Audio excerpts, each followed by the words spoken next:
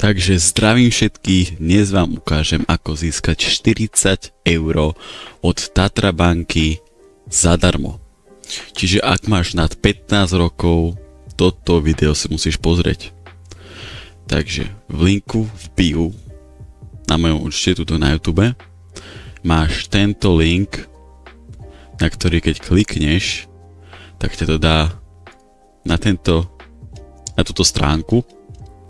A tu si proste len vyplníš svoj e-mail, telefónne číslo a klikneš na odoslať.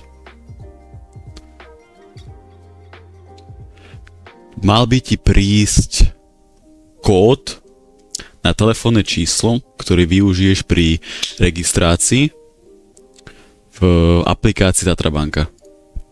Takže tu je krok za krokom, ako to spraviť, že stiahneš si aplikáciu Tatra banky, klikneš na nie som klient, vybereš si, že chceš digitálny účet pre študenta, bo samozrejme to platí iba keď máš od 15 rokov do 21 alebo 24, neviem ako to je. Takže môže využiť túto šancu, kým je ešte čas.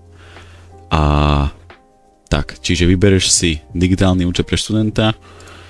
Čiže tu zadaš kód, ktorý si dostal v SMS-ke, potom si naskenuješ svoj občiansky, samozrejme všetko bude online, hej, všetko v pohode, je to overená banka, všetko fičí, jak má byť, nasnímaš svoju tvár, čiže aby vedel, že si to ty, že tak, potom vyplníš voľakých posledných pár otázok, čo sa tam budú pýtať, čiže voľaký typ príjmu, krajina narodenia, hej, to tam vyplníš raz, dva, hej, samozrejme účet si môžeš kedykoľvek zrušiť, takže nemusíš sa obávať, že napríklad máš VUBčku alebo dačo, že teraz nemôžeš mať dve banky, môžeš mať úplne na pohodu a keď si ešte študent, tak neplatíš nič, ale samozrejme potom si môžeš zrušiť ten účet úplne na pohodu, čiže máš vlastne aj tak tých 40 € zadarmo úplne a účet máš vlastne hotový a do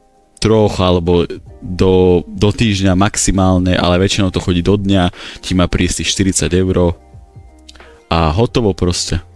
Máš 40 € úplne zadarmo. Čiže dúfam, že vám to pomohlo a tak. Takže určite si založte účet, odporúčam to aj kamarátom a tak. Takže čaute.